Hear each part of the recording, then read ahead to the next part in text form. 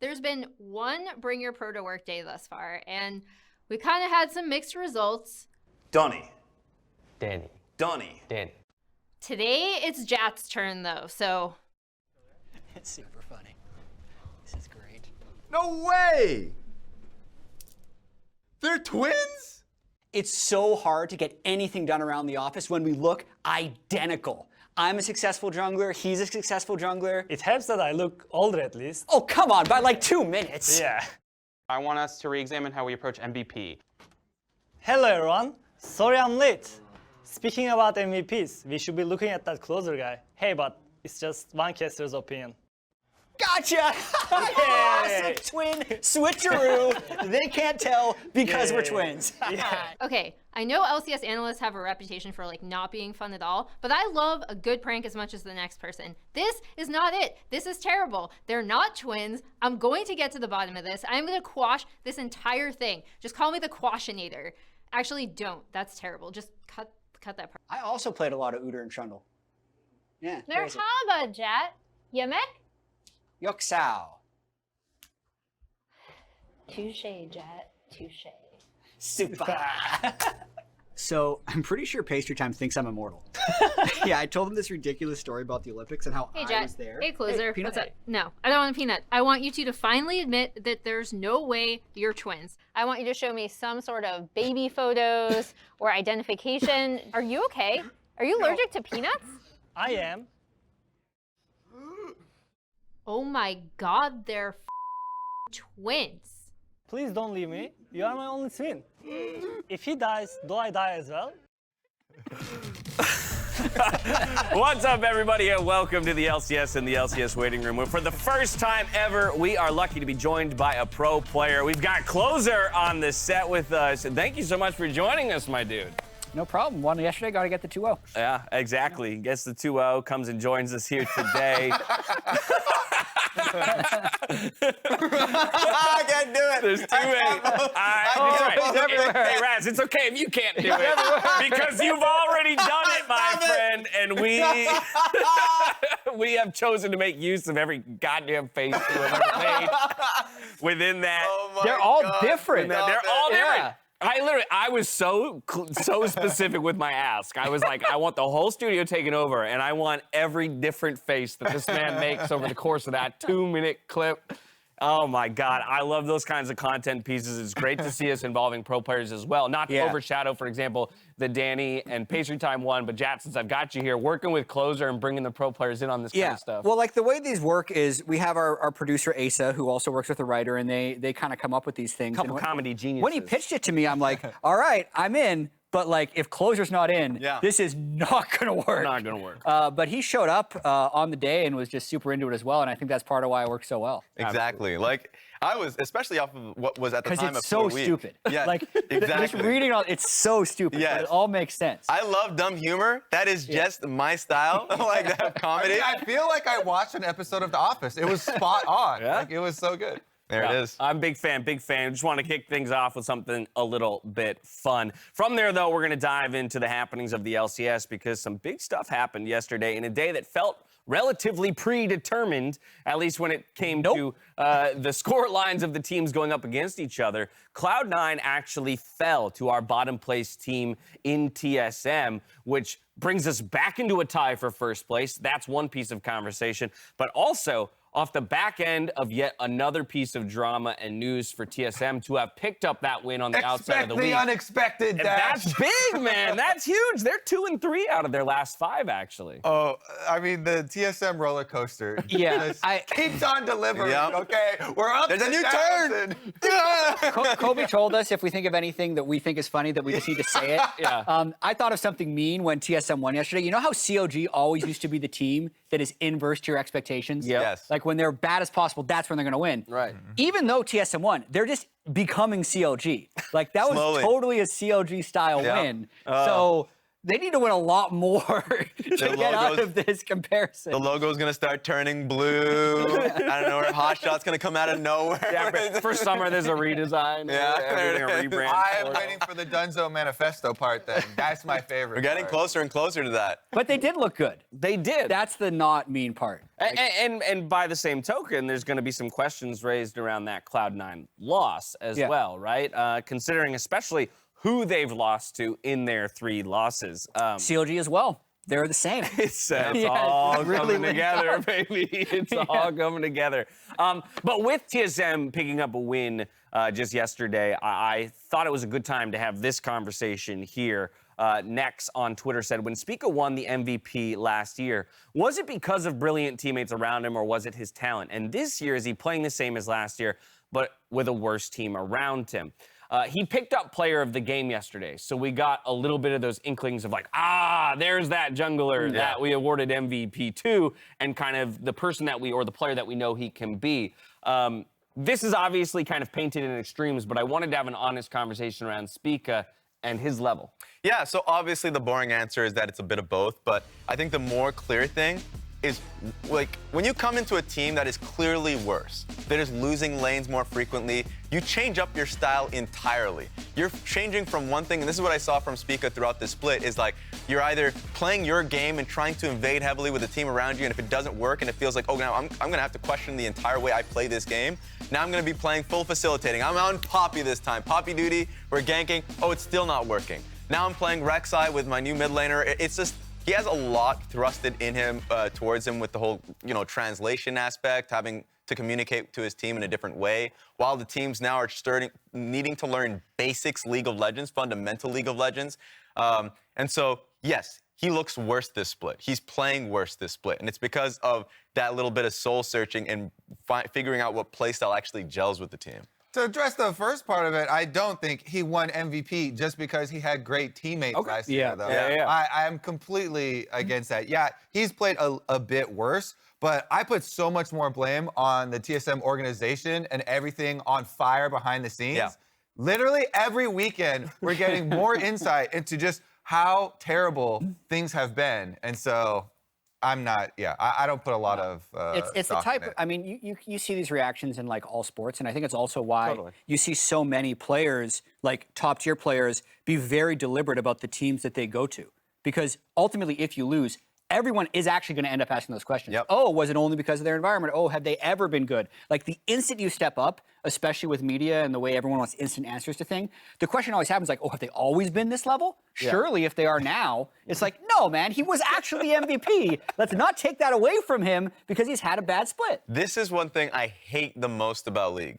Or, I mean, it's any conversation. It's literally any conversation with sports and like just rewriting history. It's like, was this always the case? People are just so fickle. They change their opinions if they held them initially, or they're silent when they didn't believe it at the beginning.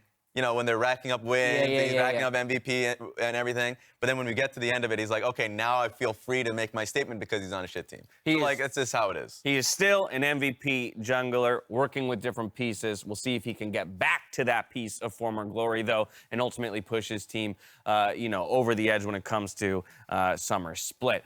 We got ADC tier list up on here the we board, go. and that's where I want to go next. I have a feeling this is going to be a big conversation because there's some interesting differences between the three of you, and we're going to get to those in just a moment. But I do want to hit what is consistent across the table. Kobe. All three of you. That's close. I know, right? I only have like 2 switched. Y'all have some, you all have some interesting picks. Hansama Berserker, though, is a solidified top 2 and in that order for all three of you. So who wants to explain to me what it is about Hans that puts him just in front of Berserker? I thought I was going to have to defend this point. No, and really? It wasn't going to be agreed on. I literally thought the same thing. Just because, like, Berserker is actually so good. Yeah. But the reason that I have Hans above him, and I actually think this is true of, like, the top 3 AD carries in the league, they all have something that they do special. Okay. What Hans, to me, does special is his systematic approach to laning an early game. He's played with 2 different supports, so this is not just a Core JJ thing. He's done it with both Ayla and Core JJ, but he will find a way to get his first buy before you, and he will use that to get his second buy before you, and he'll use that to get his mythic first, and he'll use that to get his next item first. He is so good at just staying ahead of the other AD carry and using that to play the game, and that's a lot of a lot of planning. That just doesn't happen in the moment. Yeah, and for both of these players, for Berserker and Hansama, they actually have remarkably low jungle proximity in the past few weeks. Last I saw, they were of the lowest of all AD carries. And for me, for Hansama, he's able to generate advantages consistently. Of course, with Core JJ, but when Core JJ wasn't there, he was still being able to do that. And like, for me, that consistency for him is great. With Berserker, he is such a flashy player. He's a great team fighter. They all have great advantages, and so I think a lot of people are going to have very strong cases for both players. And to speak to Berserker, he is just period the best Aphelios in this league. And then even talking to Ashley Kang in the interview that they had very recently, he's talked about the fact that he can play many different styles of AD carries. He's played Ashe when it was relevant in the meta. He's played Draven. He's confident in those picks. So I'm hoping to see more of that in this Jinx game when they literally were facing face-to-face. He was a very influential player. The cross-map ulti that he had, and also just some of the team fights that they had around Rift Herald, like he was a big part of that. And to me, one of the biggest things when you're looking at AD carries is mechanics. And I hope that he has a long career on Cloud9 because he is so young right now. Yeah. I feel like the trajectory for Berserker, he's starting at rank 2 right now and is pointed upwards. Yeah. So I have so much confidence in him. To the Hansama points as well, I think something that people always point out is, all the early kills with Core JJ and lane stuff as well. But something else with AD carries is your lane allocations later into the game. Yeah. There's something that overlooked because everyone focuses on their team fights or their lane stats. But he always rotates to where the team needs AD carry and can do the AD carry side lane push, which many have failed at and have gotten picked off later. Yeah. I want to pick on your FBI point, though, because Kobe and I are... Well, because you said top 3 you felt have all something special. Yeah, 1 through 7, Kobe and I are correct. Yeah. So...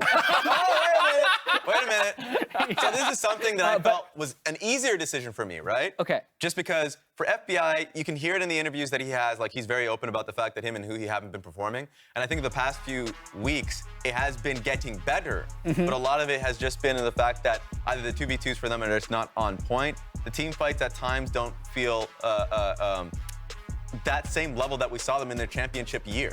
And so do I think FBI by the end of this year / I'm specifically talking about playoffs, is going to be back at that level? Hell yes, I think that. He is going to be the AD carry. He has incredible talent that will put him in top 3. But I just think in terms of consistency, Danny and Neo have been hitting that a lot better than FBI has. Yeah, and to go over to Dash's point of like the top 3 all having something special, Hans is the systematic approach to the game. Berserker is like hands. His just team fighting and mechanics seem the best. Yeah. For FBI, it is the way he is able to set up team fights for himself and his team. Yeah. I know him and huhi are very vocal, but he, like, in terms of late game team fight positioning and being a reliable win condition for his team, that's why he was #1 if this was a 2021 summer split. Exactly. Yeah. And it's not been to the same level so far, the split, because I think they've been trying to win a lot of different ways. And he himself has said he's made a lot of mistakes, but that's where I think he's still able to separate himself from the rest of the ADs in the league. Exactly. This is kind of like when we have a comparison of the rankings, like how much of it is a power ranking, how much is a focus to the player's skill. Yeah. Right?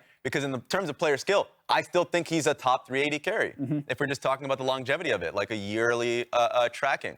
But right now, this split is, I'd say, the lowest he's been for about a year and a half now. And I do expect him to come back. So yeah, that one's a good one. Now, so I'm less concerned with, for example, the 1 place separation between Danny on your list and Danny on their list, or even the 2 place separation that you have with FBI and their FBI, because of the explanation you've just given.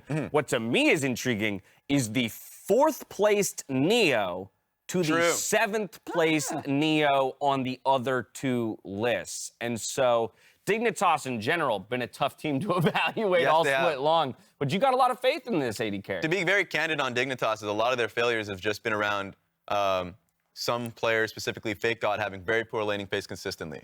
And if I'm looking at Dignitas and saying what is giving them success currently, it is either River in his current play, but a lot of the times he's playing tankier junglers. He's committing to J4, at times, and it's Neo and Biofrost that have had consistently strong play. Sure, a lot of this is on the back of, when you see the stats, he's playing Caitlyn and Lux, right? So it's kind of, they need to play at a good level in the early laning phase for them to succeed. But I think it's carrying on the later portions of their games. I think he is just playing a consistent level at this moment in time.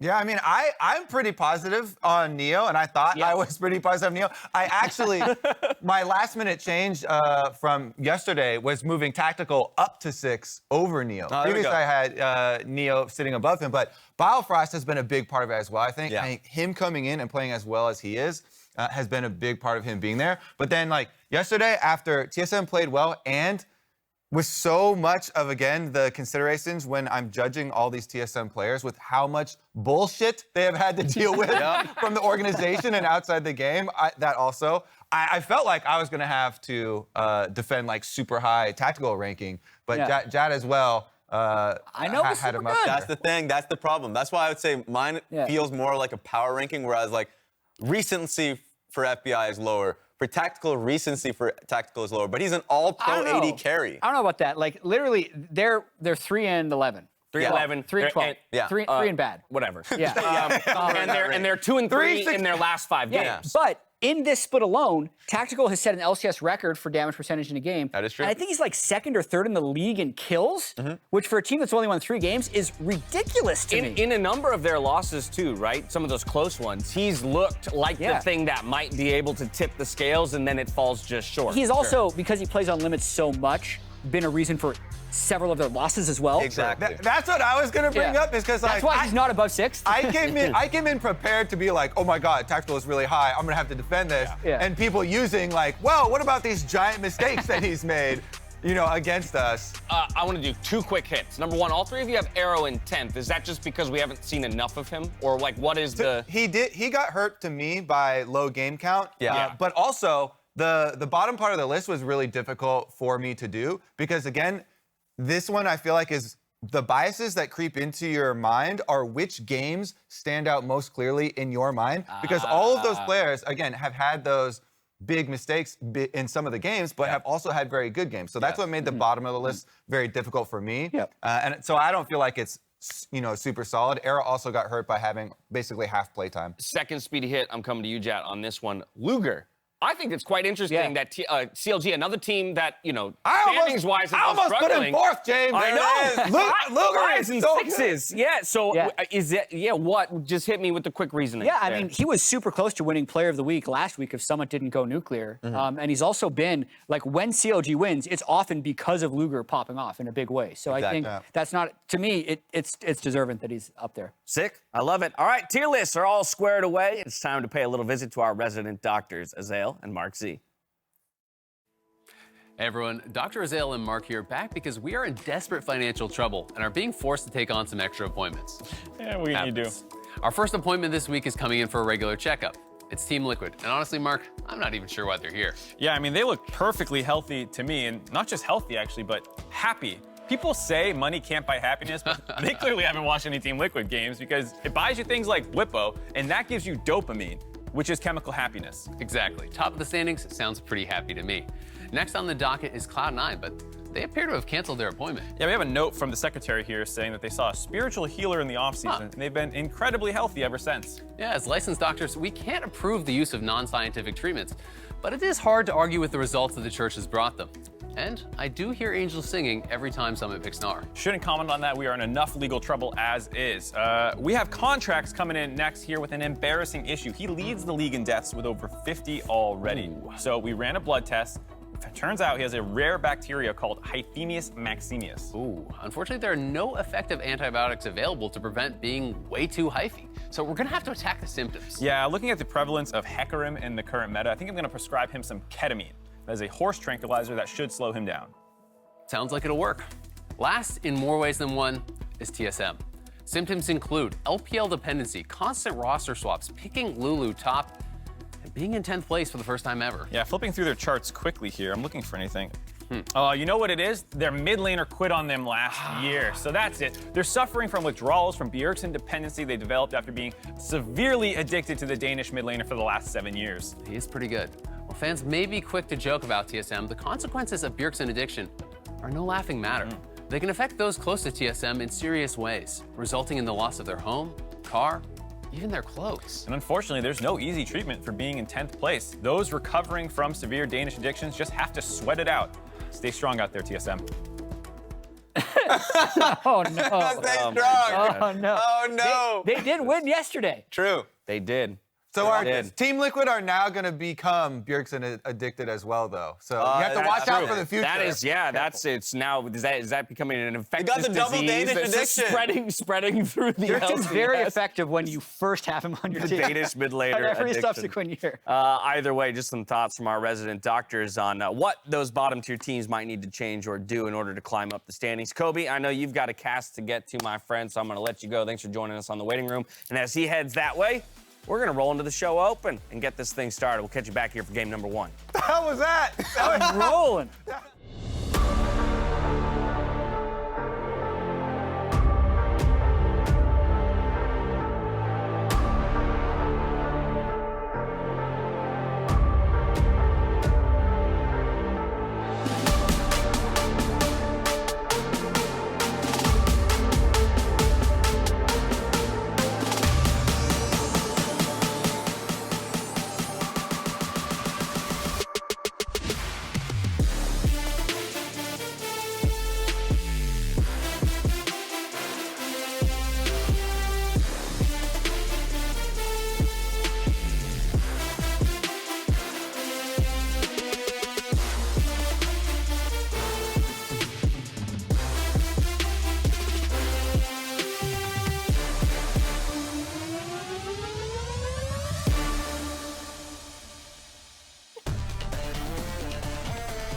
What's up, everybody, and welcome back to the LCS for our Sunday day of play. We've got 5 games ahead of us, but first, let's refresh on the standings to see how the league stands. It's Cloud9 and Team Liquid tied at the top of the table, 11-3. They will play a tiebreaker if they remain tied at the end of the split. You got 100 Thieves in 3rd place, sole possession there before 3 teams close out the top 6 in Dignitas, QuantumPay, FlyQuest, and Evil Geniuses. 4 teams behind them looking to break into that playoff picture with only 4 games left on the schedule. Getting messy down there, Dan. It is getting messy. It's getting messy. It's a brawl, to say the least. Let's take a look at the schedule that we have ahead of us, those matchups that each of the teams have to navigate in order to make it into that playoff picture. We kick things off with EG versus 100 Thieves, followed by Golden Guardians versus Dignitas QuantumPay, Liquid versus FlyQuest, smack dab in the middle before Cloud9 and CLG take to the stage. We got Immortals Progressive and TSM closing things out for us at the end of the day. 100 Thieves and EG, though, both of these teams had some slower paced games. Slower paced games, because we pulled a couple stats and there was a bit of a difference between the two, right? But one team in particular, mighty slow. Woof. The EG game was very slow, whereas the 100 Thieves game was about average. That's why we cut the graphic. Okay, thank goodness. Yeah. Because, look, I know the opponents they were going up against, like, it felt like there wasn't much of a fight being put up against them. So they just took everything. And it felt like for both of these teams, the necessity of doing so is because these games have been rough for them. They've been taking losses where they shouldn't have.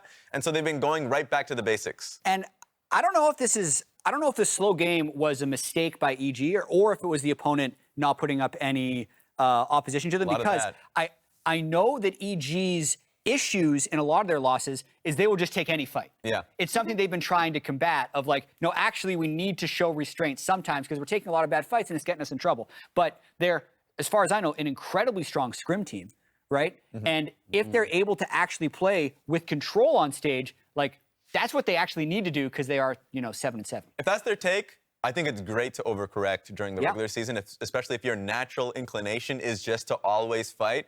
Then you can start having real conversations about where should we be, where shouldn't we be. Gotta explain this real quick. Oh my God. This graphic is great. Gotta explain this. They can be the gatekeeper between who is a top team. EG has yet to beat the teams behind the gate.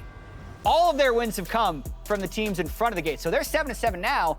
That's a big 0-5 against those 3 teams behind the gate, which makes them, you can do the math yourself, 7-2 against the teams below the gate. But Emily, this, I think, just goes to the discussion we've had around EG all split long, which is, seeing the potential, right, of peak performance and the idea that they could beat any of those 3 teams behind the gate if they're having their day, but they just haven't gotten there yet. And when you see something like this so consistently, it's typically because the mistakes that EG are making are not necessarily things that lower teams in the standings would be able to capitalize on, as much as the upper teams, right? So they just make fewer mistakes overall. In this matchup specifically, I'm actually really curious to see, because I feel like both teams prioritize Herald kind of differently in an interesting way, where 100 Thieves, I would argue, over-prioritizes it a lot of the time. In yesterday's game, you didn't see that because a lot of the map was ceded to them automatically. But EG likes to use that specific objective to leverage it against getting Danny advantages in the bot lane. It's one of the ways that they get him ahead. Especially if he doesn't join for the fight. So I'm really curious to see how both teams approach that in their early games. Now, Raz, 2 games separate these teams as we take a look at some of the EG drafts that we've seen against those top 3 teams. But 2 games separate these teams at the moment, 3rd and 4th in the standings. You know, I think the question is, how do they prove themselves or prove to themselves that they very much are solidly a top team? Yeah, every interview that you get with some of the Evil Geniuses players and coaches staff will always point to some of their drafts. The one that kind of pops out to me is the one they had versus Cloud9. That Danny did not have. His tweet specifically was not very fond of it just because they didn't win 2v2s through mid. They're also going up against a team that could easily dive with the Volibear. And so, yeah, they haven't been happy necessarily with the drafts that they themselves have been making. And I think they've been getting much better around it. And I mean, the team is just great. I think they're definitely a better team than their standings show, but they need to start winning games now to get a better placement in playoffs. And I don't think, I've been, I guess, less critical of EG's drafts and more critical of their execution, although I do think they make draft mistakes. And I know we were talking about this off camera, and I believe it was you, Jet, who brought up, like, they typically have a game plan going into the first part of the draft, right? And like the first set of bans, the first part of the draft, and then it's like 4 or 5 that kind of throws them off. If there's like a ban on the opposite side of something that they wanted, or trying to fit into the pieces of the first part of their draft, especially when they're trying to set up anything with side lane pressure. Now, this here is something I want to talk about, if only because 7-7 right now is a tie for 4th. Yeah. But takes you all the way down to 6th and only has 1 game separation over the team in 7th. Yep. So I think strength of schedules matter a lot for those 3 teams that are currently sitting at 7-7, e.g. one of those teams. I mean, straight up, the next 3 games are going to determine whether or not they're a playoff team. Because if they lose to either FlyQuest or Golden Guardians, that's doubly dangerous because those teams are also the ones they're directly competing with. Yeah. So, I mean, this game itself, you would probably call them underdogs because of the gatekeeper graphic we showed earlier and the fact they lost last time. But yeah, it's really proving time for them. And I think the Golden Guardians game in particular is going to be interesting for me because they are a really streaky team. Oh, yeah. They're either going on 4 to 5 game win streaks and having impressive wins, or they just look really lost. Well, and that will be the team that boots somebody out of the playoffs if it does happen, right? Because they're the one who's sitting 1 game out.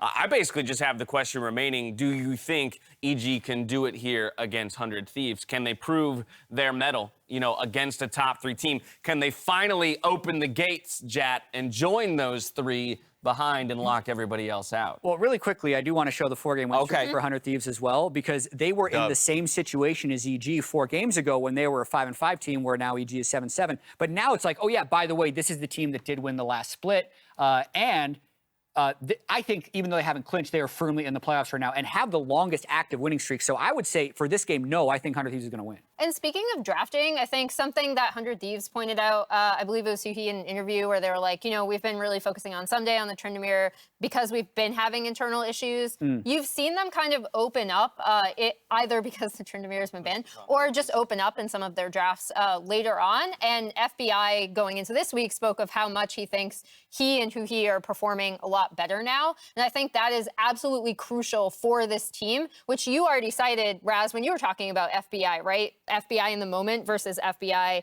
as good as we know he can be. Yes, and exactly. And to answer your question, Dash, about that, looking back at that gate, I know that EG is the gate, but they're the one trying to punch into it. Yeah. Closer is going to be the one that's shutting that gate closed. Shut it down. Yeah, he's going to be the one. I think that I have it as 100 Thieves taking this one.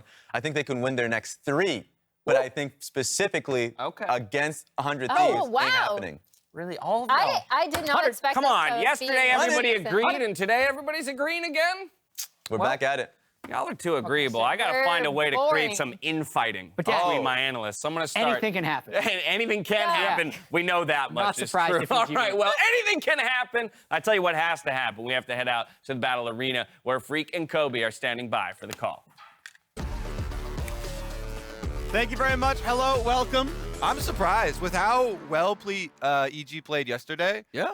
With their win over Dignitas, I'm pretty surprised. Nobody was on the Evil Geniuses resurgence train. I mean, I'm personally on the EG resurgence train. However, if we're saying like, hey, just yesterday, I thought 100 Thieves looked more dominant in their win than EG did. So it's like, hey, if both these teams are back ready to go, that is awesome. Yeah. The only thing I'm worried about is how do the standings shake out and do the teams face each other in like the round 1 lower bracket? Because I mean, there's a good chance these teams are going to actually eventually clinch the 3rd and 4th seeds. Right now, 100 Thieves are 2 games behind 2nd and 2 games ahead of 4th. They're like practically guaranteed this seed here. EG are exactly tied with Dig and FlyQuest, and only 1 ahead of Golden Guardians. Yeah, 100 Thieves are currently on a 4-game win streak as well. Really heating up going into playoffs is the curve that you want to be on. These 2 teams were the 2 teams that were at the beginning of the season also projected to be top 4 with Cloud9 and Team Liquid. So an incredibly exciting match here, even though EG coming in at a 7-7. They will go with the first pick Nautilus. I like to dub this the Core JJ meta. All the teams now putting so much preference onto Nautilus, and we'll see if Vulcan can have a similar impact. Very, very good at playmaking. Also very indicative of level 1s, running straight down mid, looking for some level 1 advantages as well. Yeah, Nautilus has been, at least in this patch, the most common support overall, so it seems like everyone's catching up to the Core JJ meta. I don't really disagree, but it is always, I find it very fascinating. When a champion eventually becomes #1, who already had it #1 a month ago, right? Because eventually everyone realizes that you were right, but I just find it very compelling that like, oh, no. TL and Core JJ, like, they knew this back in January. Like, that was already the call, and then everyone else caught up. Volibear locked in. Jinx here as well. Keep in mind, Aphelios up and available, but Jinx has been pretty highly prized as Kai'Sa joins the ban list, and now we're going to look at the nerfed Zeri as an option. Seeing a lot of Zeri versus Jinx. 100 Thieves going to be pretty happy, I think, to have FBI on that Jinx and focusing on the team fights. Generally, there have been 2 types of 100 Thieves drafts, and there have been very, very heavily focused on 5v5 and playing around FBI, kind of the classic 100 Thieves, in which case they usually get Ssumday a tank topside. And then there have been the split push Ssumday Tryndamere style drafts from 100 Thieves. Since they haven't invested in it early, of course, they can always save their red side counter pick for last for Ssumday to keep EG guessing. But with this draft already, I'm kind of assuming 100 Thieves will go with the 5-on-5 setup. They've got safety now with Tahm Kench for the Jinx as well. When you're looking at a Jarvan lock-in and a Nautilus on the opponent team, Tahm Kench can do a lot to save a low mobility carry in those scenarios. Yeah, for sure. So going to be looking for what the dives look like and who else can get stuff done. Because yeah, maybe you save FBI, but does Abbedagge get a lot of damage out, or can you stick long enough that as Jinx comes back out, you still finish the job. So gonna look for that one. The Inspire going to be on a lot of early pressure. Really, both the junglers are, of course. Let me go to the second phase of bans. Rise off the table. Tryndamere here as well. Worth noting, every single team today picked red side that has been the popular side in the sort of the current landscape of League of Legends, the current set of patches. Counter picks, baby. Yeah, it's counter picks for top lane, right? Where the more I watch it, the more I've been enjoying the TP changes where, 2-on-2 is more straight up. And okay, we're seeing different champs because of that, sure. But like top lane actually gets to play the 1v1 in top lane. It's not about who TP's bot at level 6 and turns fight around. It's you actually have the extended 1v1 to play and kind of flex your skill level there. And it means that, well, because of that, we care about top counter pick way more. Yeah, I've also been very, very interested in early jungle presence. I mean, these are definitely 2 of the best junglers we have in the LCS. Jarvan versus Volibear is a really interesting matchup because both can make things happen early, affect the lane super early on too. So we'll see about those solo lanes, and it is going to round out all solo lane bans. They end up banning away multiple mid laners here, as well as taking off the patented Ssumday Tryndamere, so that won't be the option for them this time around. No, just going back and forth, figuring out what they want to play, of course.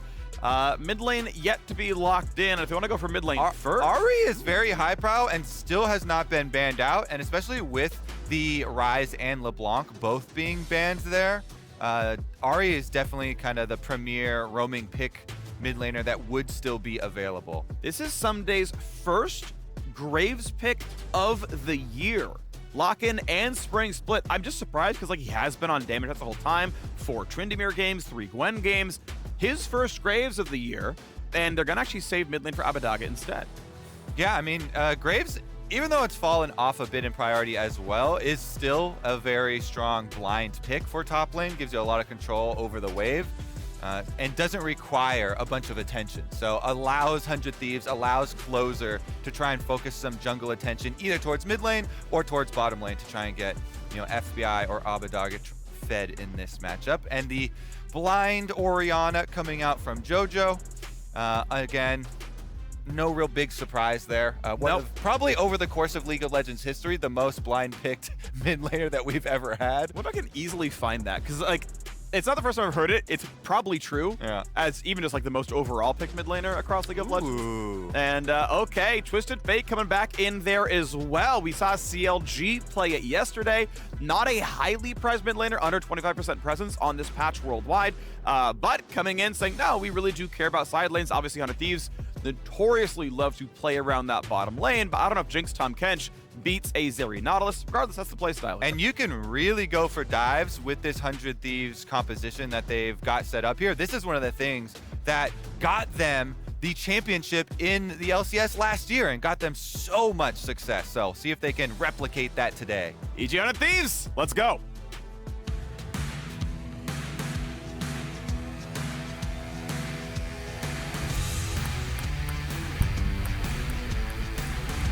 She got robbed! Taking more time to find them.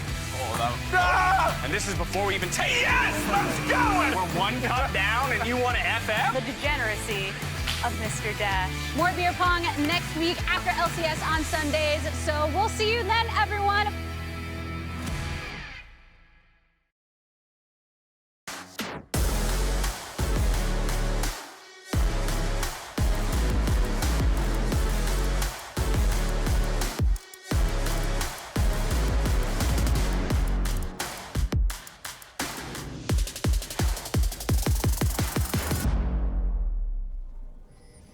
Welcome to Summoner's Rift, Evil Geniuses and 100 Thieves. 4th place, 3rd place. Battling right now. Thieves, of course, the defending LCS champions. Hoping to make that one a back-to-back. It has been a rough road so far. A unceremonious early exit in the lock-in tournament and a slow start in the Spring Split itself, though, with the longest winning streak currently in the LCS, maybe they are back on form. EG, who looked great in lock-in, also had a slow start in Spring, trying to find their way back up as well. Yeah, I mean, you say that, but 100 Thieves are 3rd place right now. So, yeah. And Team Liquid Cloud9 looking like juggernauts. So, honestly, I do think it is a decent kind of mid-split resurgence from this team. We'll see if they can keep it up here. Abbedagge on a Twisted Fate is definitely a look that does require some proactive play from 100 Thieves, and also can really buff up what I feel like is their best performing player is Closer. I just feel like Closer has done so well, continuing off the success of last year, where he got the finals MVP. Him and Ssumday have really been putting in the work for this team. And since Ssumday got his Tryndamere banned this game, I think it is kind of on Abbedagge here with this Twisted Fate to help Closer out with any sorts of, ganks and invades that he tries to set up here. For sure. Well, the bot lanes show up after giving their junglers a leash in both cases. Red Raptors for Inspired. We've got the standard sort of bot side full clear for Closer. Very easy for Volibear just to go for Gromp second. And I mean, it fits his comment pattern. He's mostly single target, to be honest. So we'll see where they go from here. If it's going to be the early Gromp for 3 and then the path back down or early gank top. A lot of ways you can go for it with the Jarvan. Skipping Krugs is very, very common on that champion. And JoJo, good early trades against Abbedagge. Gets the area, the auto attack. And he's up on CS. And you can see the wards. Whenever there's a Jarvan in the game, you have to be aware of level 2 ganks, but also the fast level 3 ganks. And so double wards in the river up towards topside, 400 Thieves. The fastest level 3 where junglers have been kind of trending towards is the Red Raptors Gromp into gank. But having those early wards in the river allows Ssumday to freely push up here with confidence while he still has the vision. And then as long as he can push this in with Graves, again, tremendous AoE, one of the reasons why it's blind picked so often. Yep.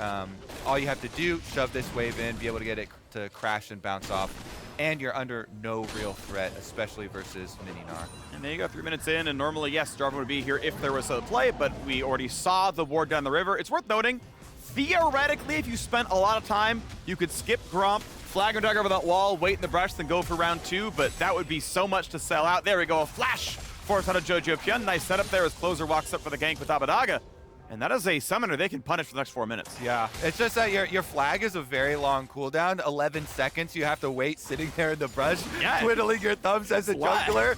Junglers, let me tell you, you get real antsy sitting around for over 10 seconds in a brush. Yep. And so, yeah, the mid pass there gets not too much, but Closer moves down for a kind of deep ward to help out with that vision we're talking about, because Ssumday wants to keep pushing. So Crab plus this ward, which I'm very fond of putting control wards in this little brush too, sees a lot of the possible gank avenues. Yeah, that's pretty good. I know what you mean about antsy junglers. That's why I play Nocturne. So I can just do camp and still be in gank threat, you know? And it's all right. I don't have to, always wait be around. farming.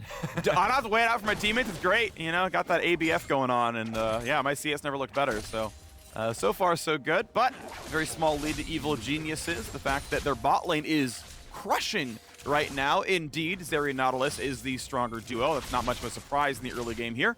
Early recall for FBI has a call to sustain a bit more. Yeah, especially since those little nerfs to Jinx that I feel like a lot of people kind of shrugged off, but did seem very meaningful for at least the early lane phase. You know, the early mana and the early range on Fishbone scaling up, I think it is a correct way to try and nerf Jinx, you know, because having a lane phase as strong as she had with the, you know, team fight scaling that she had is definitely a crazy combination. And so there's no question Zeri early on should be more powerful, especially because Zeri can spike on early Trinity Force purchase as well. No indication yet. He could still go crit build. It's only one longsword, so hasn't committed here. Yeah, Kraken Slayer, Essence Reaver, and Triforce are all, I think, competitive with one another. I think you, like, compared to the old patches where I think you were actually trolling if you went Kraken Slayer, like on release Zeri, you were just kind of wrong, and we saw that, by the way, but, you know, whatever. Triforce is the best. It's much closer now, and I think you really have a choice of, like, well, I can go Bruiser build, but if I'm not going to get Dove on, my scaling's better, my DPS is better if I go for the more crit-focused, and you have a real choice there. Yeah. But playing into a Twisted Fate also, even though you have a cleanse, you're always going to want a little bit more HP. Here's the first dragon, though, from 100 Thieves. Off of pushing here on both mid and bottom, able to converge on this objective. And while Inspired is top side, finishing up that farm on Jarvan, 100 Thieves rack up objective number 1 of the game. As the waves go down, we will not have Hextech Soul, as the second dragon is going to be one of those. Fair enough, as of course Inspired was tracked. He killed, or at least attacked, the topside control wards. Those are going to be on that side of the map as well, but ultimately just taking farm back and forth. Does show, though, that Inspired, his team has more map control, seems to be able to get top scuttle. Everything past the first one is worth, I mean, just incredibly efficient golden XP, plus the vision, which obviously matters there as well. And now, his brush. Ooh, that could be a hit on Abbedagge. Yeah, he's going to find the knockup shockwave to follow. A huge amount of damage. And no way to flash out. No reason to. Well ganked by Inspired. Yeah, no hesitation here as Abba goes over to try and ward this brush. Jarvan, easy EQ combo. An instant follow-up with a shockwave from Jojo. Nicely done from Evil Geniuses. Yeah. This is a huge influx of early game gold, because that's first blood money. Plus they were pushing on a very big, almost triple stacked wave there. Teleport is used from Abba to get back out, but still, quite a few of those minions did drop to the tower. I think at least one melee, probably 2. Although I do want to criticize Abbedagge for that death, because unless I'm like really misremembering, they saw Inspired kill that topside control ward, and then knew Scuttle was coming up, which means they know, like, he's spending 10 seconds on that side of the map, and he goes, like, back to ward there in Jarvan range. Yeah, it's definitely a danger zone there. It's that kind of dichotomy you see that laners are come up with so many times. They're like, I have this feeling, and I know he's on the top side, so I need a ward in this brush. But if I go into range to ward this brush, I am then in range of EQ and in range of danger. Yeah. And just a good punish there, instant attack from EG, but definitely not cautious enough from the side of Abbedagge and 100 Thieves. And also, when you're playing Twisted Fate, this is the stage in the game where you're really supposed to threaten roaming to both sides and supposed to have more control of the vision around mid lane, so your Twisted Fate can be the one in the Fog of War, and your Twisted Fate can be the one applying pressure by simply dropping off your opponent's map. Yeah. But with all this vision invested by evil geniuses, they're really countering it. Yeah, even though bot lane was frozen, right? 100 Thieves actually has that one on their side of the map, makes it easy for TF to get behind, you know, maybe get something done there. But as you mentioned, not being kind of allowed out of mid lane makes it a lot tougher. Yeah, that's why I really like those words right there versus Yeah. something like Twisted Fate, because it can see which side of the lane he hovers to, and you can early alert either your top laner or your bottom lane to try and keep track of him with that global ultimate. But EG still with control. Looks like first Herald will be theirs. Vulcan will walk up. Danny's actually on the way now as well. But I mean, this is kind of ironic. It's bot lane turret's taking a lot of damage right now. FBI is free hitting in minigun form. 1 plate taken so far. Ultimately, Herald is indeed going to be claimed, and looks like he may not get more than just that 1 wave pushed in. Now it is still again 100 CS gold dropped, 160 gold earned for the plate. Danny will grab wave number 2. Top side, just using the ultimate, try and push wave there for impact. But yeah, honestly, pretty good payment acquired for 100 Thieves for that big investment of 4 people from Evil Geniuses up towards Rift Herald, up towards the mid lane. It kind of looked like they were waiting for some sort of counterattack with him hovering in the Fog of War, expecting some aggression out of 100 Thieves, but since it never came, FBI got to farm back up on top side, or bottom side. And we've got a pretty close game down there as well. They had actually tied up the CS a little bit ago, or at least got it closer than it was at 20 off. So relatively close between these AD carries. And a close game. 225 gold on the team with First Blood.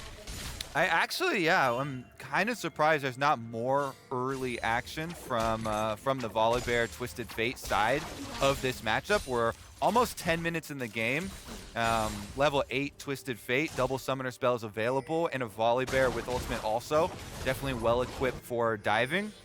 And if they just need some sort of advantage on either side lane to be able to work off. And you can make a devastating play. Twisted Fate ultimate teleport in, Volibear ultimate for turning off a tower. You can definitely force some early game here, but no such occurrence. And we might just be waiting for dragon stacking then, because it's only 23 seconds left on the next one. And that would indicate a bottom side setup. Neither top laner will have anything to do with it, because we are living in the world of both Unleashed teleports being a thing for 14 minutes, but also both of them are on cooldown, so they can't even get to their own towers down there. And it's just going to be about mid-jungle. Can they help out and get this priority on the setup?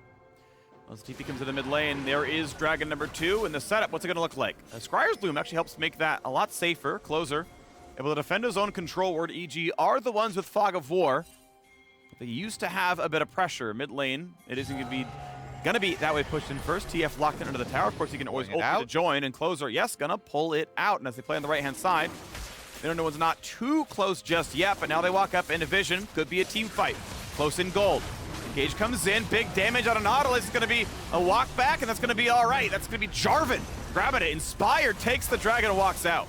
I'm pretty Chad move here from Evil Geniuses. They just walk up, bully them off, smite the dragon away. Inspired grabs that one.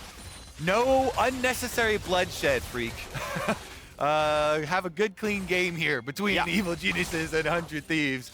And Evil Geniuses feel so good about the pace of this game. Now they've evened up the dragons. With the early attack onto Twisted Fate, they've kind of kept Abbedagge in check here. No early aggressive moves from this champion out to the rest of the map. And Jojo has a giant CS lead over him to boot as well, off of that kill, off of the little pressure that Inspired was able to get out. And honestly, Inspired yesterday might have had his best game of the LCS of the entire time since he's been here. So really, really nice stuff this weekend from Evil Geniuses. Let's see about this move from 100 Thieves, though.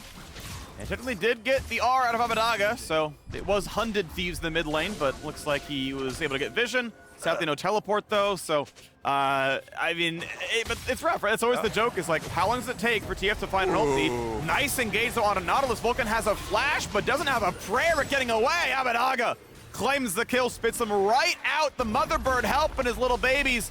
Abbedagge gets 300 gold for the credit. Where are you going? Vulcan wanders into enemy territory over multiple wards there, trying to get some deeper vision and huge punish from 100 Thieves, but not necessarily a very exciting one. Just extra support kill goes over and some more vision denial. Yeah, EG support boldly went where no EG had gone before, and it turns out it was hostile territory. And the poor man, you know. I like it. I like it. Okay, the connection. Yeah. Honestly, I have not heard another attempt at like a Vulcan, incorporation into a cast in quite a long time. It's only been like Live Long and I've used like Live Long and Prosper once, maybe twice, maybe just not with you. And it's like, occasionally you go for that one. I may have gone Death Grip. I know it's not really a thing in the canon, but people know about it. So, a little bit of that tricky humor. It's first game of the day. It's starting out a little slow. I let it slide. I like it. Exactly. He'll hit a tricorder later on. That's how he finds the wards. All right, we're done. No, I'm putting a stop to it. We're putting a stop? Okay. You've had your time. All right. Like a well-stocked chef's pantry. All right, moving forward. Yeah, I know, that was... bot lane being pushed in. FBI open to find his way onto a second turret plate. Only get his nose up and close. Looks good. Yeah. Looks good. You've got your Twisted 3 Fate. seconds. See, I want to point out the mini-map as well for some We missed the plate. That was also because of a hover. Oh, never mind. Let's remove that. Engage. That is a knockup. That is now Tahm Kench in the way. Ulti up in 5 seconds. He cannot save his teammate. Flash to safety, though. FPS are going to keep the fight going, but Danny wants forward. However, getting chunked down has a flash back. And here comes Twisted Fate, and he's going to be pretty close by. That's going to be the wild cards. Ooh, did not cut the brakes quite there, and they're going to come right back in. Huhi going to be a bit low. Spits out FBI. No kill to be had, and now here comes Gnar. Has a flash, has a Gnar. Can he find the target? Doesn't go for the play. Abbedagge, no flash get away, gets slowed up. But that's their top lane teleport. That could mean a whole turret. Graves already has taken so much off of top turret. If you teleport away from top lane, you are, in essence, giving up an entire objective here. Indeed, Ssumday will take that turret in payment. So while the cover teleport from Impact stops the play from 100 Thieves and stops the possible dive that was about to go down, they still lose first turret topside of the map to 100 Thieves. More gold going into their coffers. He also shoves the wave in, so a lot of CS denied at the secondary turret there. And in the recalls here, FBI should finish up on this bottom side one. So now 100 Thieves coming alive in this game. And we got to see the first play where Twisted Fate map presence was really felt. Off of the 100 Thieves play on the bottom side of the map, and the teleport through there with Abbedagge. It's a chain of effects. 2 turrets is a very, very big early game lead. Here's another look at how Abbedagge got chunked out before teleporting in. You notice he teleported in with like 50% HP because him and Closer went with the first move here onto Orianna. And Jojo tries to flash away, but they get that kill, and you get the chain kills, kind of a domino effect across the map here. Very, very timely manner allows them to get as much gold as they did. Again, Huhi uses the ultimate here from Tahm Kench, but as soon as that teleport went through, they knew all we have to do is get out without Impact getting anything down there on the bottom side of the map, and we will win in nature of Ssumday pushing hard on top side. So finally, they do answer up on that one play for top side with the Rift Herald, but it's going to be a sustained 1.5 thousand gold lead, 400 Thieves off of those 2 plays. Looks good, and of course, very little of that. I mean, 600 is TF passive, which is just part of the power budget. So you erase that if you're like saying, hey, the scoreboard is results-based. Okay, well, they've earned gold, plus 900, looks pretty good. Second Dragon out for them as well here. It's going to be Cloud Map, of course, and Close looks like it's going to be uncontested entirely. Looks great. Huhi, yeah, we're really, really sure no one's going to be here. Blue Trinket says, indeed, they're attacking it. Not a lot gain of that one. Donates 15 gold to FPI, but make sure they know what's going on. And we look at the next play that's possible. Looking at mid lane here is Impact and Close are going to notice each other. Abbedagge pushing in the bottom side. Also, a couple of stopwatches, key stopwatches from 2 champions we called out for possible tower dives on the side of 100 Thieves. There is, of course, one in Inspired Inventory as well for the side of EG, but I really feel like now is a great time for 100 Thieves to make a play. They've got Twisted Fate and Volibear ultimates back and available, and a wide open map. Both side lane turrets have been knocked down, so anybody pushing out should be a possible play. So jojopyun going to check what's going on the top side with the ball. Might have spotted a ward, gets rid of it. And mid lane pressured up by EG, but never looking at the turret itself. Easy wave clear comes through for the Jinx of FBI. So Ssumday with the completed Hullbreaker on Graves now, this is the nerfed for range Hullbreaker, but it still is going to provide a lot of pushing power for him, and he's at secondary turrets. Really good damage, though. jojopyun gets the better of the trade by far, but I got 1 second stun, but be careful, Inspired. Go for the play, but there's a stopwatch available, so can't get much done. With the reinforcement, that would have been a one-way trip for EG's jungler. An ulti traded for an ulti, I believe, is Jojo with a slightly shorter cooldown. Ultimately, though, not much changing. Did also call Impact up from his bottom lane push, but he can go right back to bottom lane, start working on this extra minion wave here. I don't know if he can actually get up to any turret damage because the defense from 100 Thieves will come through, though. Yeah, not going to matter too much. We are going to see most likely a shield bow out of Ssumday is going for the much tankier, more defensive build. Obviously, Rush Hullbreaker, despite the nerfs, still goes for it. I do want to point out he had claimed 2 turret plates in the heads-up one-on-one before the TV play happened. As you were mentioning, he was doing really well in that lane already. Hit the spike, started pushing Impact around, and I think he's going to probably keep that pressure going. Has plenty of armor, of course, and shouldn't be too worried. It's really only the Orianna is going to threaten him too much. And now that they have gotten to the mid game here, 400 Thieves with this lineup, again, your strategy is to try and keep your side lanes pushed in here with Twisted Fate and Graves. That's why he's built for Hullbreaker, even though it's nerfed on range, so that you can open up the map to try and pick people off in transition between the objectives. Since Abbedagge is currently on the top side, he also has Unleashed Teleport, could close in on any of these plays. But 100 Thieves doing a pretty good job of controlling this map.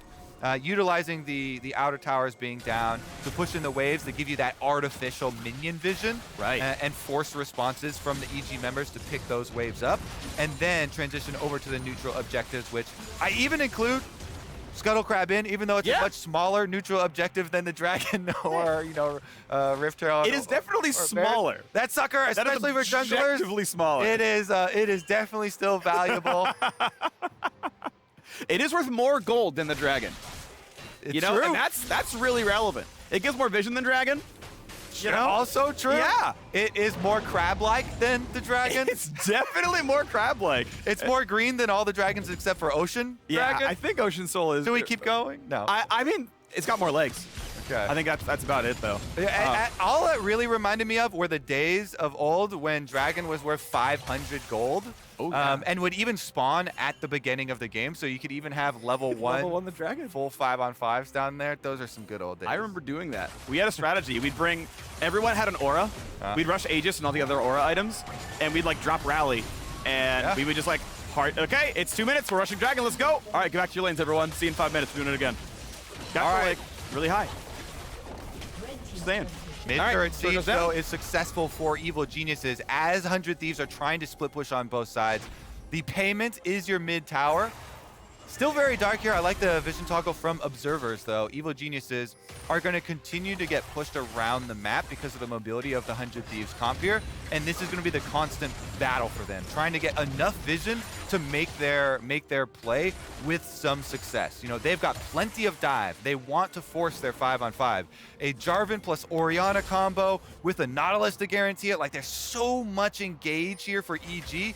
If they can just get their hands on some 100 Thieves member, if they can actually get in a range to force it, they have so much power to try and engage with. And a lot of it is AoE, to the point of, oh, you know, Tahm Kench can just, you know, eat one of the carries. You know, with Jarvan and Orianna, you have really good AoE to try and split targets there. Well, next Dragon's coming up, and it's going to be Soul Point for 100 Thieves. They can claim the second Cloud Drake of the game. Right now, this bottom river is completely fog of war. 50 shades of it, honestly, is Shadow Flowers. EG trying to walk their way in, but the Dragon's already up. Inspired Impact's going to spot it, but he's Mini-Gnar with no bar either. Easy Smite going to be claimed, and a Mini-Gnar is going to be attacked right now, taking for a little while. Is it going to be enough? Honestly, Closer has to flash out of the pit, so yes, a lot of time bought. 100 Thieves feel safe, though. TF on the way out, way back towards mid lane. No recompense here for EG, so Soul Point 100 Thieves. Yeah, 100 Thieves rewarded for pushing in on both sides first. Again, the minion waves are still in pretty good positions for themselves, and they got Soul Point without any bloodshed again. So decisive here on burning that dragon. I really like the focus from this team. Just say, okay, we're getting the objective, and then everyone just get out afterwards. Even investing the flash from Closer instead of ulting over the back of the pit. and it is going to be objective acquired for them. So now we put another 5 minutes on the clock. Well, Twisted Fate play down to the bottom side. There's the split. Impact is armor stack, but you got a mage in the mid lane. The double hop looks pretty good. The flash to safety. And Abbedagge, he had his 25 range gold card, but not enough damage to finish the kill afterwards. Good escape. Yep, and that is a big summoner spell. No flash on Gnar does greatly hinder both the split pushing capabilities of Evil Geniuses, because Gnar is the split pusher for this team, but also their team fight. So that was a very intelligent pick to go for 400 Thieves. We mentioned these are going to be the rewards when you split the map and you have Twisted Fate. Eventually, you try and pick someone off in their rotation to these objectives. Since you got one of the most valuable flashes in the game here in Impact's flash, that hurts both playstyles for EG. And now, you discount TF passive. You could argue it's a gold lead for EG in terms of gold earned. See what happens in this game, but a 3-minute countdown until Cloud Soul gives all that extra move speed. Makes those chases even easier, makes that kiting even easier. BI on his way towards the third item, needs that Lord Dominic's. Yeah, so EG, next order of business, you know, be at this next dragon well in advance of it spawning. I know this will be difficult because 100 Thieves should continue to push in on their side lanes, especially top lane. Minion waves should be under constant pressure from 100 Thieves, always pushing that out. But if EG can get early vision in advance of the arrival of this Cloud Drake, and then just get there in time, they have such good turn off of objectives. So much hard engage for them. And Orianna and Gnar both can cut off with their zone control a lot of the areas leading up to the dragon, like this corridor here, so dangerous to try and travel through when you're facing these big AoE abilities. So it's going to be really big, the timing of the resets for EG to set up for that neutral objective, and keeping an eye on that pushing topside minion wave. A couple of brushes checked. Closer makes sure with the sweeper, he was juking in and out. Okay, no one's in the brush. Okay, walk forward. Zap in the other one. All right, we seem to be okay up here, but doesn't feel safe enough to go for the control ward in the Baron Pit. As Vulcan walks his way over and tricorders out, realizes, that's a ward. Get rid of that one. Thank you very much. Off he walks as Closer goes for the next one, and now the vision once again pretty dark on the top side for EG. Vulcan puts one down to spot some of the spots. Danny got to check that brush. All right, no control wards in there. Fair enough. Closer sees the same thing. Now, every time that top minion wave does get pushed in, it gives a little timer there, 400 Thieves, because someone has to go answer it. Currently, JoJo's going to go answer it. Orianna just kind of picks them up at the tower. And he does have his Unleashed Teleport cooldown off as well, so should be able to try and answer defensively with a teleport if 100 Thieves attempts going for one of those picks. Can't be too aggressive about it. Because Ori very vulnerable, even though he's got a stopwatch in inventory for one saving play. It is interesting seeing the way assignments are going, is that TF is playing towards the top lane to push the waves in. You don't want to leave Jinx alone, so of course it's going to be Abbedagge. But that means Impact's like, oh, cool, I can push bot lane to a turret. Like, TF's nowhere near me. Like, this is great. I can actually play the side lanes. I love that. So, has been relatively few TF ults. 1 kill, 1 assist so far. 100 Thieves, though, 48 seconds to go, and Cloud Soul could be theirs. All right, this is that crunch time for the setup we were alluding to. Now's the time to transition over, get your vision early around this dragon, so that you can then control these 2 corridors, get your vision through the river first, and force the face checks.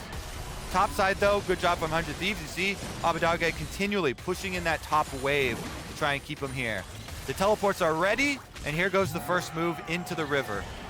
And right now, just now, Impact became Mini Gnar, burned the ulti, knowing he's not going to have it anyway. The cooldown's really short, by the way, at higher rank, especially with some haste. So, still 10 seconds to go, though, right? We have time to try to build that one back up. Next wave is coming in mid. Would love to see Impact actually grab that one, get him into that lane, get that bar charged up. TP's not coming in. 400 Thieves as well, and now, well, the battle may just compense. Keep in mind, the timer, right? The timer is on EG's favor. The longer it goes, the closer Impact is to Mega Gnar and that ulti. The longer 100 Thieves wait, the better it looks to the blue team. Once again, throwing the boomerangs in, touch the dragon, get the bar to fill up, and it's almost there. Eyes on FBI. The dive towards Jinx will be the way that EG win. Good ult to safety. Blue Trinket knows, okay, what's the flank look like? Nothing really. Decent poke, down to half HP. Platinum as well. In goes the engage, and just a bounce house. Closer's already gone. It's going to be taken up Ssumday. Somehow claims the dragon, and the red team grabbing a couple of kills here. 100 Thieves doing their very best, their home colors, and they are just slaughtering now. Looks like they got enough members alive that just nothing comes through. Danny left alone, but with no teammates, can't find another kill. I saw that dragon at under 900 HP for what felt like an eternity. What happened there with the smite? It's going to be another kill picked up as they take down Danny as well. 100 Thieves just took over this game, Phreak. What a fight for them. Power spikes were huge. Lord Dominix was in for FBI. 3-item Jinx had managed to stay safe and just hits and hits and hits. Bud Light Ace. This is what I've been waiting for, this replay, because EG, they get the first kill, they blow up Closer, and then what happens with the smite game? Okay, so ultimate is down. Now it's difficult for Closer to go back in. FBI chunking them down here, softening up Evil Geniuses, but as they shockwave in this Volibear, he tries to come in. Inspired's going for the fight. Yeah, he's going for the fight, and he dunks onto huhi, the Tahm Kench with FBI back there. He tries to flash back into the pit, but Ssumday sees it. He's like, Inspired, you're too far away from the objective. You went for the dive on the back line, and so Ssumday sees the line, sees the angle. He gets the job done on Graves, and then he lives with the stopwatch. FBI's heal as well gets him back up, and he is the hero once again. The flank around the back from Ssumday. Eyes on the prize, and then this one on Danny. Just sticking around after the fight, right there in the open. Great job from huhi. They land the slow, they land the W follow-up.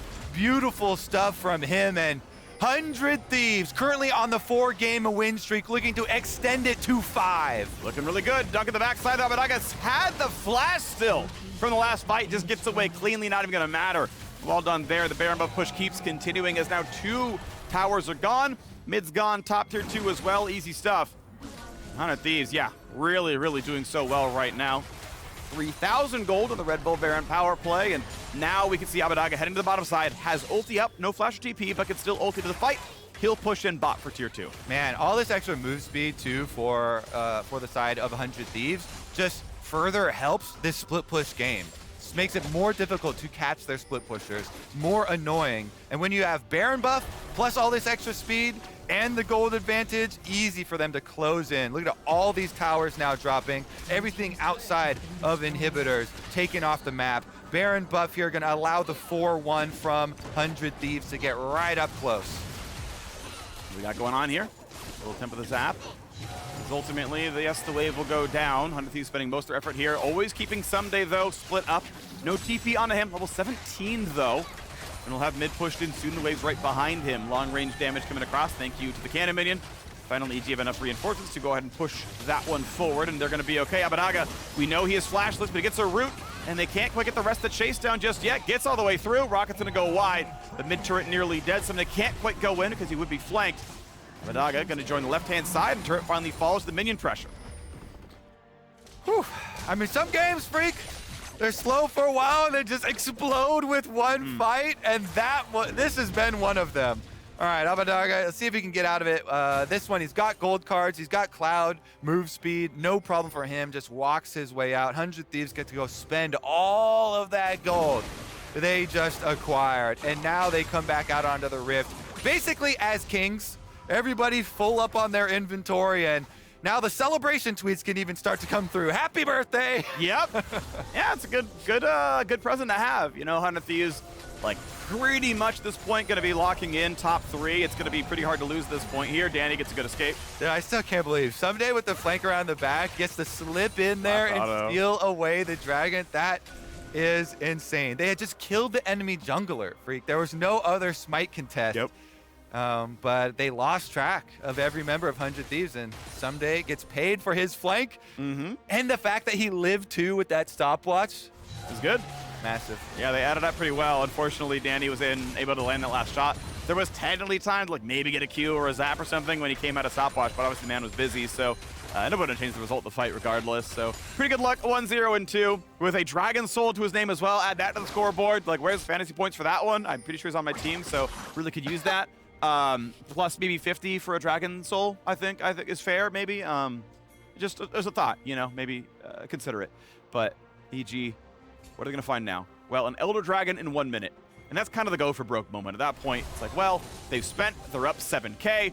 Not gonna get much of a better chance in stealing that. And the conversation around the league currently has been absolutely dominated by Cloud9 and Team Liquid. Yeah. And I think rightfully so to this point. But with assuming they get this win for 100 Thieves, they can close this out. This does bring them within 1 game of both Cloud9 and Team Liquid. This will push 100 Thieves to 10 wins. Yes, both Cloud9 and Team Liquid have games today that they could also win and increase that lead, but this does really put 100 Thieves back within striking distance and back within this conversation where people are assuming at the beginning of this year that 100 Thieves would be, from the very beginning in this top, conversation at the very top of the league, coming from being champions last year. I just think it is nice to see this resurgence from them. Absolutely. And it also means that you have that extra little incentive to guarantee that first seed. Because second place, third, first round, right? And I thought it was going to be TL because Cloud9 looked unstoppable. Turns out TSM's just better, so good to them. And so now that Cloud9 TL battle for first, like, yeah, dodging 100 Thieves kind of matters here, So that kind of makes that race even more exciting as well, which I'm happy about. And now Elder Dragon. It was Ssumday last time, who's going to be this time? Because Gnar and Ssumday, yeah, those two are busy fighting each other on the other side of the map, which is the battle that Graves is going to win. How long do you want to play the 4-on-4? Because Graves eventually takes your base. If this takes 7 years, you eventually win the game. So can you play it that slowly? It's EG who start the Dragon. It's EG who now have to burn the occasional cooldown, the occasional bit of their health bar. Ssumday is blasting impact too. 100 Thieves just need to buy time. Well, fight starts. Closer Zonius is to get away from the Nautilus stun. Shockwave gonna be flashed by FBI. Dragon still alive at half HP. Closer well pushed out. Anchor in on a huhi. Knockup comes in. Chomps on his support. Onto the AD carry. FBI just gets deleted, but the rest of the map matters as well. 2 for 0, and Elder Dragon could be a guarantee. Closer has to be marked. Danny flashes in for the chase. Right on top of Vulcan. A double kill for Zeri. And the TP will be here in time. EG had to go, and they went boldly, and they found a couple of kills. They found 3 for 1, and now the rest of it matters, though. With Elder Dragon online, Ssumday no longer wins that fight. Ssumday wins the 1v1, but 100 Thieves lose the 4v4 by Elder Dragon, and now Impact wants to use that buff. Okay, yeah, no more Gnar buff, so you gotta get away from that one. But well done. He wanted to keep him here long enough for the transition. Look at the mini-map, the river. Inspired and Danny are heading up towards Baron right now, and Ssumday got chunked out. He heals right back off the jungle, but I don't think they saw vision. They didn't see them go in onto this Baron. So Ssumday's going to actually complete the recall. He's got Unleashed Teleport. Maybe they go for the push instead with Abba. Going down here towards Impact, not in range for the stun. Of course, Rapid Fire Cannon on cooldown basically, so we can't find a gold card there. This will be a turret. This will be the Nexus probably as well as stun. Going to be mostly inconsequential. Objective claimed, bounty claimed, Mega Gnar tanky. And now with Baron, Vulcan and EG cling on to this one. Down to 2,300 gold difference. Ooh. Evil geniuses. They get Elder Dragon and Baron, but they lose most of their base.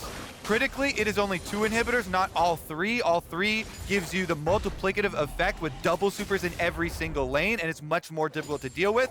So I expect EG with this Baron buff to do mostly tedious work of clearing out multiple lanes of super minions that are going to be constantly pushing into them, and you should see a little bit of a rubber band of the gold coming back towards EG if they can just continue to farm these lanes. But they got both neutral objectives in a very, very difficult setup for themselves. So because Ssumday was crushing the 1v1 during this whole time, he blasts through Impact, takes the inhibitor himself, but that's why the 4v4 at the objective is so critical. Vulcan goes for the hook. They get a very early Tahm Kench ult out of huhi, and then immediately stomp on FBI right afterwards. As soon as he comes out of the Tahm Kench mouth there, they get the kill, and then they get the objective. So with that Baron, they actually push really hard here and fast. 26 seconds left on the Elder Dragon buff as well. That's what's really giving them the threat. Graves vs. Gnar still exists, though. Elder Dragon on for 15. Once that time's out, Ssumday probably wins his fight, but until then, it's going to be tough to win that 4-on-4. Closer slowed up. And when does Inspired find his engage? The rocket for poke, not too bad. jojopyun shields a bit of it. And that rubber band effect of the gold has done its work. It was a 2,000 gold lead almost for 100 Thieves before he went into that replay. And now that has been erased, completely deleted by EG pushing up. Plus, a bunch more minions here for Impact to soak inside their base. Evil geniuses have recovered pretty substantially, but now their buffs are wearing out. And we end in a state where EG have 2 levels, one on jungle, one on AD carry for now. Gold is equal, but 100 Thieves are up a Dragon Soul. By the top scoreboard, I'd say it's actually reasonably close. Maybe slightly 100 Thieves' favor, but obviously a very, very tight game here. Now, most of these minions, of course, are no longer going to be worth XP as the level 18s come through. That's going to stop mattering, yet still shared across those champions. I think 100 Thieves, as long as they play their split push out well here, should be pretty highly advantaged. You've got Cloud Soul to allow your Twisted Fate and your Graves to get massive pressure from pushing in on both of those side lanes. And Tahm Kench to try and keep your Jinx safe. So this should be, they have a lot of tools to control the map with here for 100 Thieves, and that should be their way out. The way out for Evil Geniuses is straight up the middle, Phreak. They've got massive hard engage. You got to find that pick, get within range of someone, and start picking off those kills. The difficulty I have with the 100 Thieves comp, though, is if Ssumday stays split, they are sort of, if you round, it's a one-threat comp. Because Abbedagge has a rapid-fire cannon, a Zhonya's, a low-stack Mejai's. Like, his damage is not nearly as high as Jojo. And that's why I emphasize playing the map, not playing the team fight for them. Well, of course, but it just means, like, if the fight starts, like, we saw that last Dragon battle, right? You dunk in on towards Jinx, he gets Tahm Kench spit out, spits back out, those just kill Jinx, you can't do anything. Oh, we got to stun the bottom side, though, and that's what we're looking for, right? Playing the map, Kobe, you said so. Impact will be gold carded again, burns the stopwatch shield, or the stone plate shield, I should say. That now on cooldown, but the rewards have arrived. They have to back out now. EG, you can poke and prod at this team, but if you stick around too long after an attempted pick, that's when the pain comes, once every member arrives. They do have to deal with some downed inhibitors for a little bit longer. Top one respawns now, so bottom one should be pretty short to follow. Oh, we have the timer as well, 1 minute away on bottom inhibitor. And if EG can just get all their inhibitors respawned, then you have way, way, way, way more time to work with because you're not worried about that super quick backdoor effort. Twisted Fate is one of the most fun champions to split push with because you can Twisted Fate ultimate in across the map and bring a ward with you to have your other split pusher teleport to you inside the base. And you get some really exciting double, basically, teleports into the opponent base to go for some backdoor action. 40 seconds on the Elder Dragon. 100 Thieves, they gold card, the very green scuttle. The greenest thing on the map. Nice. Vulcan flashes in, finds his hook. Is it enough to matter, though, as Closer's going to ult away? A stun's going to land. Shockwave chomped up by huhi. Is it enough, though? Can Jinx kill the team? It's a lot of damage. That is one giant threat as Graves still winning a silent up against Gnar. Abbedagge over the wall, cannot find the empowered stun. Now he does, but the shield is there. And Inspired will stay safe. So close there for 100 Thieves, punishing that. Jojo got chunked incredibly low, basically out of the fight. Abba tries to sneak around the back, and now with the Cloud Soul, they move in over the extra move speed, dodges out on the hook. And Vulcan taking some damage. Ooh, a little bit more on the bottom side. They're getting corralled in and gonna have to run away. Impact, Mini Gnar, but could be stunned, will be attacked, and will be taken down. Almost certainly. They won't find the knockup just yet, though. And meanwhile, Graves is pushing the base. Impact running for his damn life. Will get Mega Gnar, and in fact, he's going to buy so much time, but honestly, time is something that 100 Thieves have right now. Oh. They go back down to this Elder Dragon. With Impact not around, it's a momentary 4v3. They're going to dive right on in. Huge damage on a Vulcan. They're going to find one already. Graves still in the base as well. Stopwatch burned. Gnar back in. What's he going to find, though, is the question. Kills traded back and forth as Danny slays Closer, stays alive, and it's just EG with the team fight diff. jojopyun, they'll start trying to hold the Graves away, but the base is in shambles.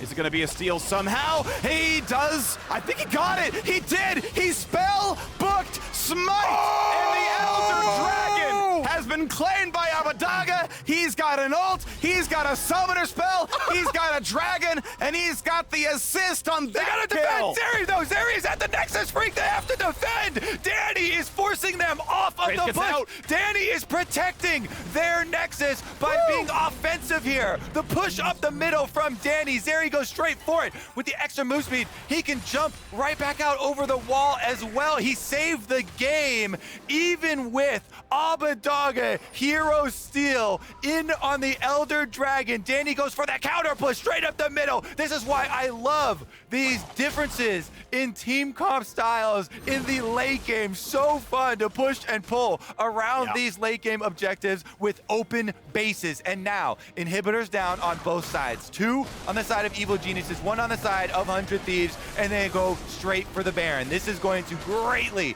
accelerate their split push. Even though Abbedagge is dead, jojopyun is as well, and Abba could show up first, so Baron gonna be claimed yet again. 100 Thieves! Is it enough this time? Yeah, I think so. It's so hard to deal with the split push of Baroned up Cloud Soul teams. There's so much mobility and pushing power here with this extra buff. As long as they have Abbedagge push up this super minion wave towards mid, then their 1 tower at Nexus should be okay, and he can just teleport to the rest of the team. Down goes the wave. Stay alive, but yeah, how much we're getting out of this one? An Elder buff on 1, a Baron buff on 4. Actually, might I land enough that it was on TF as well? Should be a buff on 5. 1 more recall. I think Abbedagge had to fill out his last item slot. We saw him sell a little bit ago.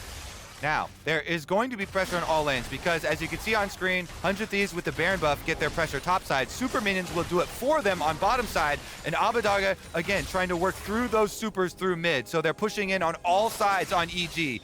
EG are a caged animal right now, and they're going to have to get aggressive. They're going to have to fight their way out. They're waiting for this Elder buff to fall off, though, because that is the biggest team fight threat that they're facing. If they wait for the Elder to fall off and then go for the fight, if they can kill FBI, they do stand a chance. Does Vulcan find an enterprising engage? Does FBI get picked off? It's so intense right now. That was actually a good kind of pressure breaker. It's good. Ssumday has done so much work this game, by the way, destroying this base, putting in every little last ounce of effort, and now Abba actually transferring from mid down to bottom side. So 2-pronged attack here from 100 Thieves, and they're closing in. Impact just not that fast. Of course, keep in mind, we still have that Cloud Soul in these dances. Move speed means so much, and I feel like it's making a pretty big difference here in the ability to get in and out of these fights. Ssumday pushing back in through, and that's going to be triple inhibitor. So from now, we will start spawning double supers per wave. We go from 2 on the map per wave to 6 on the map per wave. The last inhibitor does all the heavy lifting for infinite lane pressure, and we see them come in now. All right, now 100 Thieves, all they have to do is keep EG at arm's length. Don't expose a vulnerable high priority target to a flash play from Vulcan. That is basically what you're worried about. So if you just wait for the reinforcements of super minions from all 3 lanes and you stand behind them as an extra layer of safety, you'll eventually be able to erode away at the Evil Genius's last remnants of defense here. And that's when you get to see EG get really desperate. They know time is working against them. When's he gonna find the engage? Right now, the wave clear, not horrible from Titanic Hydra Zeri, but they still push in, they're still tanky, and it's still pretty tough. Impact looks forward, can't find Abbedagge. Not gonna matter, he's still able to play out of the range here. And now is the first double stacked wave. Top and bot coming in, but top inhibitor died, so that one's not gonna be buffed up as well. Be like, weirdly, desync inhibitors mean that you don't get that much pressure out of it. Impact goes in towards Ssumday, feels good about the fight. Mini. And 100 Thieves wait out their entire Baron, but with nothing going on, Closer ults back to safety. 100 Thieves do not have a good enough team fighting composition to make these go over. Even with Baron, even with supers, they cannot actually approach the Nexus. They're poking away at the inhibitor, though. FBI using fish bones, rocket after rocket. Now he's exposed. Has to be chomped up, though. That is a major cooldown gone. And salute to that one, a good engage. It's going to be Vulcan forcing that one out. And the EG defense holds, Phreak. Backs against the wall, all the buffs on 100 Thieves. They had Baron and Elder and the Dragon Soul, but EG with the threat, so much looming engage on their team, they don't allow 100 Thieves to step up and get any structure damage and actually any headway in ending this game. So the inhibitors respawn on both sides for EG. 40 seconds now for the Elder Dragon. Mid gonna be, as we can see, gone for 2.5. Obviously, 100 Thieves weathered that storm. They are still down 1 Nexus turret, and with, of course, mid open, that means EG win a solid fight, and they just end the game. You can have Nautilus tank the turret for you, and you can just kind of close it out even without a wave. But at the very least, 100 Thieves get mid to push for them, but we keep ticking down. 20 seconds till the Elder Dragon comes up. A 6-kill Zeri, basically full build here. At this point, you can actually sell Triforce for Kraken. It probably actually makes some degree of sense, but we now look at the Baron dance. Vulcan gonna make first contact, stunned up, but has Aftershock. He's gonna be all right for a while. Here comes the dunk again. Chopped up by Zeri. There goes him, Inspire, but it's not an important target. Abbedagge gets away. Impact fight for the backline. A triple, a quadra Gnar ulti, I can't tell, but he's not tanky enough for a Jinx. Huhi will drop, I believe, 2 for 1 so far. Advantage 100 Thieves, and they want to march them in if they can. It's just that the front line's traded there. It is Impact and Huhi going down. jojopyun not going to be able to give the DPS, but Danny can do it himself. Danny's going to try, goes in for closer, jumps to the wrong side of the wall. It's a flash, make it happen. Already Nautilus is down, but Danny misses a couple of Qs, lands one there. Oh! The flash auto. Ssumday's flash wins everything. He gets Dragon Souls, he gets the base, he gets solo kills, he wins team fights, and it's his day all along. 100 Thieves fought and scraped and battled, and Eads, you were with them every step of the way. But 100 Thieves basically secure at least top 3. They will take down the Nexus. What a game! Ssumday is the man. Woo! Woo! What a split! Not just this game, Phreak, all split long. Ssumday has been doing heavy lifting for 100 Thieves.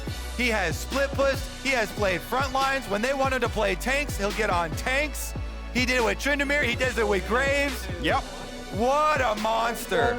Turns out, when you add a top laner whose name starts with Sum, it becomes a stronger team overall. This man has been huge. That was dumb, I know, but I wanted to go for it anyway. But really, really, really massive. His first Graves game of the year. Man, it looks like he's been an expert his whole life. That was outstanding. He was the whole difference this game. It was so good, so well played from Ssumday. Nice incorporation of the Twisted Fate as well, I have to say, for 100 Thieves. It took them a while to get going. I was expecting a little bit more early action with Volibear, Twisted Fate, but once they opened up the play with that bottom side play, first ganking mid, Volibear and Twisted Fate, they get the kill onto Jojo, they go down bottom side, they open up the map, Ssumday really starts split pushing, and they bring it home. Well done. We're joining LeTigress and Ssumday for our Verizon Post-game interview. Thank you, Phreak. What a game from Ssumday and the entirety of 100 Thieves to pull off the victory against Evil Geniuses. What was that late game like for you? It was definitely on a knife's edge. Yeah, the late game was kind of disaster, like 50-minute banger games, but yeah, finally we won, so I didn't think we were gonna lose. Yeah. I mean, a great spellbook steal that we saw from Abbedagge onto Elder, but such wonderful play from you as well. Why did you pull out the Graves for the first time this split? I personally think we are kind of level up. We can play like through top side or bot side, and we can do like anything. So I'm glad that we win with Graves. A lot more playing towards top side than it feels like in the past. What has this split been like for you? Lots of diverse styles, lots of opportunities to pop off. I mean, we didn't force to play around top side or something like that, but the meta got changed, and then I can play some different champions too. So it was good. Responding nicely to the meta. You got 3 more matches in the regular season. A nice streak, I believe 5 games at this point for you and 100 Thieves. How you feeling going into the last bit? The last week will be a super week, so I hope we're gonna get more wins as well. And I wanna play well and in playoffs too. Oh yeah, everyone's been having so much fun watching you Ssumday. Thank you for the interview. Thank you. 100 Thieves with the dub to start off the day. We're kicking it to a break, but on the other side, our analyst desk will be breaking it on down. See you there.